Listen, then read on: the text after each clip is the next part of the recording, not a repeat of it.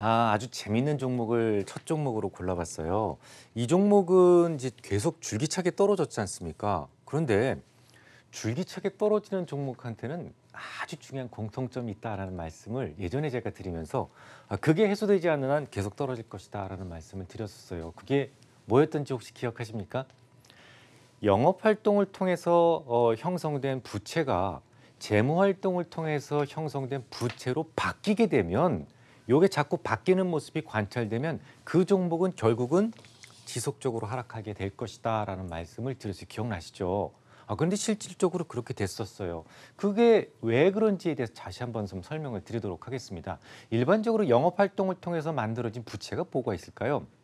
외상 매입금 같은 것들이죠. 근데 이게 줄어들고 그리고 재무 활동을 통한 부채로 바뀐다라는 겁니다. 재무 활동을 통해서 생기는 부채는 뭐죠? 뭐 단기 차입금이나 장기 차입금, 이 차입금 같은 것들이죠. 외부로부터 돈을 빌리는 건데, 자 우리가 그냥 간단하게 생각을 해보면 외상 매입금과 관련된 부채가 줄어든다라면 얼뜻 보면 부채가 줄어든다. 이 좋은 현상 아니냐 이렇게 볼 수가 있는데요. 이 기업들은 이 뭔가 이렇게 자재를 납품하고 주고받고 할 때 현금을 가지고 오가고 하지 않죠. 항상 뭐 일정한 기간 이내에 있었던 거래를 통틀어서 한꺼번에 거래를 합니다. 그런데 외상 매입금이나 외상 매출금 이런 것들에 대해서 계정에 문제가 생겼다는 것은 뭘 의미할까요? 거래 자체가 위축되거나 아니면 그 회사의 신용 상태에 문제가 생겼을 수 있다라고 보는 겁니다. 그런데 거기에 있는 외상 매입금이 줄어들면서, 그러니까 영업 활동을 통한 그런 부채가 줄어들면서 재무 활동을 통한 부채로 이전되고 있다는 얘기는 뭐예요? 차입금, 단기 차입금이. 그러니까 여기서 생겼던 결손금을 어디서부터 조달할 수밖에 없었다라는 부분이었잖아요. 그래서 그런 모습을 보이는 종목은 대체적으로 장기적으로 하락하더라라는 말씀을 드렸었어요. 예전에 제가 이 종목을 질문하신 분이 뭐라고 질문하셨냐면 이익이 자꾸 늘어나는 것 같은데 왜 주가가 계속 빠집니까? 라는 질문에 답변들이 다 그렇게 말씀을 드렸는데 그때 제가 뭐라고 말씀드렸냐면 기업의 이익은 보지 마십시오. 여러분들은 이익을 해석할 능력이 없습니다라고 말씀을 드려서 굉장히 어렵습니다. 최근에 제가 인터넷에 이제 공개적으로 올리는 아들에게 보내는 편지를 보시면 이익에 회사에서 발표된 이익이 얼마만큼 쉽게 왜곡될 수 있는지를 아주 여러 차례에 걸쳐서 장황하게 좀 설명을 드렸는데요. 제 글을 좀 유심히 보신 분들은 그래 맞아라고 지금쯤 생각하고 계실 것 같습니다. 아무튼 이 종목이 나쁘다라는 거 아니에요. 절대로 이 종목이 나쁘다라는 거 아닙니다. 그런데 기본적으로 돈들은 상당히 보수적입니다. 보수적이라는 얘기는 뭐냐면 배운 대로 한다라는 거예요. 자기네들이 그렇게 배웠기 때문에 그런 모습이 보이게 되면 이게 좋은 회사인가 나쁜 회사인가 따지기도 전에 일단은 매도하고 본다라는 거죠. 그래서 소위 머니 매니저들이 계속 매도하는 흐름을 보이면서 장기적으로 주가가 계속 떨어지는 그런 흐름을 보인다라는 겁니다. 그래서 꼭 기억해 두세요. 영업 활동을 통한 부채가 재무 활동을 통한 부채로 이전되는 종목은 장기적으로 하락하더라라는 거예요. 자, 근데 최근에 좀 반등을 줬죠? 이게 또 왜 상승을 했을까요? 얼마 전에 이제 고동진 삼성전자 사장이 어떤 얘기를 했었냐면 그래 벤더블 디스플레이가 장착된 휴대폰을 굳이 1등으로 만들겠다. 제일 최초로 만들겠다라는 그런 욕심은 버리겠다. 대신에 좀 더 품질에 좀 만전을 기하겠다 이런 이야기를 하셨었어요. 근데 그걸 요즘에 바꿔버렸죠. 뭐라고 얘기를 했냐면 뭐 굳이 1등을 내가 양보할 이유가 없다라고 생각된다라고 이제 바꿨어요. 이 얘기는 뭐냐면 여러분들 아시다시피 지금 이미 중국의 화웨이사가 이 벤더블 디스플레이가 구현 가능한 이 휴대폰이나 이런 것들을 갖다가 11월 달까지 출시하겠다라고 이미 공고를 한 상태예요. 예정을 한 상태입니다. 그러면 우리 삼성전자에서는 그보다 먼저 만들겠다라는 거잖아요. 그것 때문에 상승한 겁니다. 그러니까 기대치가 생겼다라는 것이죠. 자, 그러면 이렇게 상승을 할 때 여러분들은 어떤 생각을 해야 된다라는 거예요?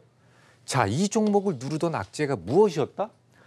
그 악재가 만약에 해결되는 조짐이 보인다면 그래, 이 상승을 그대로 유지해도 좋다라고 생각을 하시겠지만 만약에 찍어 누르던 악재가 해결될 조짐이 보이지 않는다라고 생각이 된다면 이런 상승세는 항상 상승시마다 매도가 되는 거죠. 그러니까 항상 씨앗만 잘 붙들고 있는 것이 얼마큼 중요하다는 것을 아실 수가 있어요. 자, 그다음 포스코대우로 한번 가보도록 하겠습니다. 이 포스코대우는 지난주에 제가 설명을 드렸었는데 너무 시간이 없어서 대충 얼버무리고 말았죠. 그래서 제가 이번 주에 다시 한번 설명드리겠다라고 약속을 드렸던 종목이에요. 그래서 이 종목에 대해서 다시 한번 설명을 드리도록 하죠. 일단 주가가 지금 딱 요 모습만 보면요. 떨어지고 있지 않습니까? 그죠? 떨어지고 있고 반등을 주고 있어요. 그러면 지금 궁금한 것은 뭐냐면 요 반등이 진짜이겠느냐, 그러니까 따라잡아도 되느냐, 아니면 가지고 계시다면 안 팔아도 되겠느냐, 이게 가장 중요한 거잖아요. 그거를 알려면 어떻게 해야 됩니까?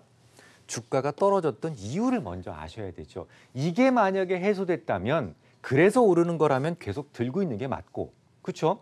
근데 그게 해소되지 않았다면 반등시마다 매도가 맞겠다라고 생각을 하셔야 되는 거죠. 근데 이 종목이 왜 떨어졌는지를 좀 고민을 해볼 필요가 있는데 6월이었죠? 요때 어떤 일이 있었냐면 가스관이 파괴가 됐어요. 폭발해서 파괴가 됐습니다. 미얀마에서 중국으로 향하는 가스관이 파괴가 됐는데 그래서 하루에 5억 그 입방피트가 수출되던 것이 이동되던 것이 1억 5천 입방피트만 이제 수출이 되면서 갑작스럽게 주가가 떨어진 거예요. 그러면 또 이상해집니다. 아니 그 가스관 폭발한 게 뭐 그렇게 중요하다고 수선하면 되지. 그러면 이거 뭐 흔들릴 때마다 사면 되겠네 라고 아주 간단하게 생각하실 수가 있어요. 그래서 제가 아주 중요한 말씀을 좀 드리려고 합니다. 이 가스전이라고 하는 것은 일반적인 유전하고 좀 틀려요.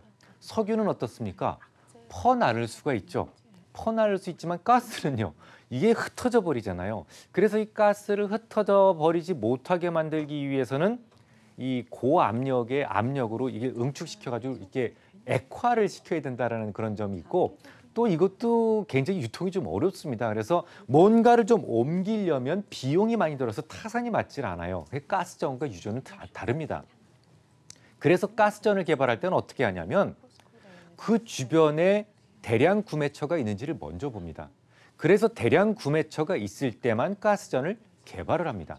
그 과정에서 굉장히 중요한 계약 패턴이 생기게 되는데 그게 뭐냐면 take or pay입니다. 그러니까 이 take는 내가 갖든지 네가 가져가든지 아니면 가져가지 않더라도 pay, 돈을 줘라 이런 의미입니다. 이 무슨 얘기냐면 가스전은 무조건 뭔가 이렇게 매수할 수 있는 사람이 있어야만 개발이 가능하다 그랬잖아요. 근데 매수하자는 사람이 매수하겠다라고 개발을 했는데 나중에 돈 들여서 개발해 놓고 나니까 나 모르겠어 라고 해버리면 어떻게 되겠습니까? 그래서 미리 계약을 하는 거예요. 자, 이만큼의 하루에 5억 배럴 정도를 줄 테니까 5억 배럴에 5억 입방피트 정도를 줄 테니까 그걸 가져가든 말든 너희들이 그걸 쓰든 말든 그 돈만큼은 줘라 이겁니다. 이제 이해하시겠죠? 자, 그래도 이해가 안 간다. 아니 여기서 가스관이 파괴가 됐으면 이거 고치면 될 거 아니냐라고 생각을 하실 수가 있는데요. 여기 아주 중요한 또 이 문제가 생기게 됩니다. 요렇게 하다 보니까 선수금을 미리 받는 거예요. 선수금을 미리 받는데 선수금을 받고 나서 이 가스관 교체, 그러니까 가스관 갖다 수리하는 데가 10월 달 정도가 10월 달 돼야 이게 아무리 빨라도 수순이 되는데 그럼 10월 달에는 곧 매출이 일어나느냐? 안 된다라는 거예요. 바로 이런 방식이기 때문에 지금까지 이미 받았던 것만큼은 이미 줘야만 지금 굉장히 오랫동안 지금 딜레이가 됐잖아요. 이거를 줘야만 그때부터 매출 인식이 가능하다라는 거예요. 조금 더 쉽게 설명을 드릴게요. 자, 선수금이라고 하는 것은 내가 상대방으로부터 돈을 미리 받는 거잖아요. 돈을 미리 받는데 돈을 미리 받았으면 이게 매출로 인식이 될까요? 안 될까요? 매출로 인식이 안 됩니다.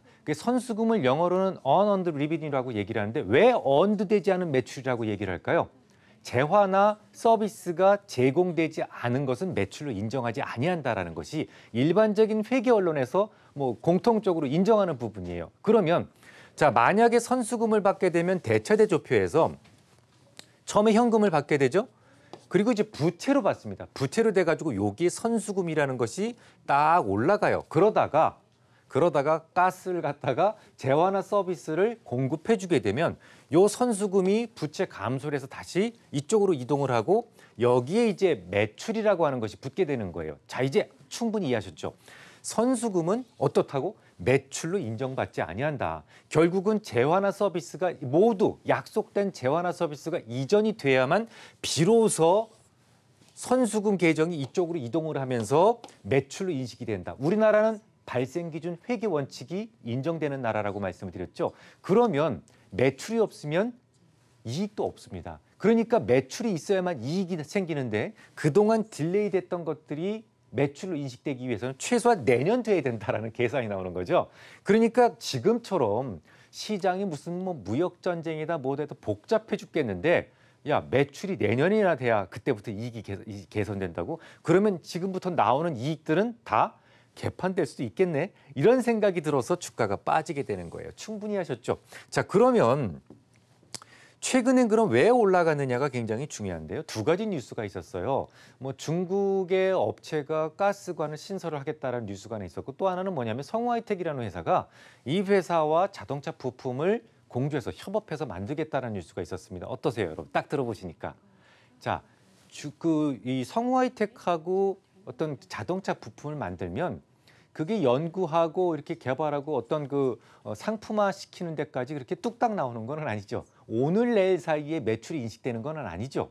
네, 그건 조금 그렇고요. 또 중국의 회사가 새롭게 가스관을 논다. 그것도 지금 당장 매출하고는 관련이 없죠. 그래서 지금 상승하는 것은 그런 이유 때문에 상승을 하지만 찍어 누르던 악재하고는 별 상관이 없다라고 생각을 하실 수가 있는 거예요. 그래서 지금 사실은 연말이라고 말씀을 드렸으니까 그래 봐봐야 한 두 달, 석 달밖에 안 남았기 때문에 여기서 굳이 매도하실 필요는 사실은 없어요. 하지만 조금 더 상승을 한다면 조금 비중을 줄이셨다가 조정을 다시 받을 때 그때 조금 다시 매수를 하시는 것이 어떨까라는 생각이 듭니다.